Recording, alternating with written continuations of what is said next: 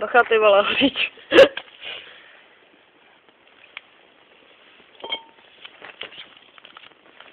Ty taky jo, to je teplo, ne, ty. Co tam leješ? Ještě trošičku. Já jsem nikdy nevěděl, že ta slivovice takhle hoří. Přilož pod kotel. Počkejte, co je to tady? Špunt. Myslíš, že bude hořet špunt? Může, to je korek.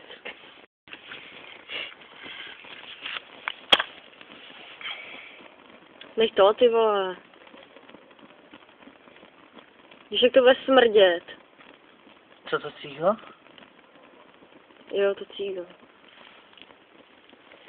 No tak teď ho vyhoďte, no, protože to bude smrdět slivovici. Nebude.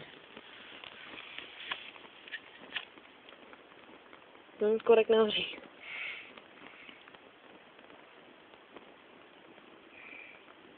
To dohořívá, no, co děláš?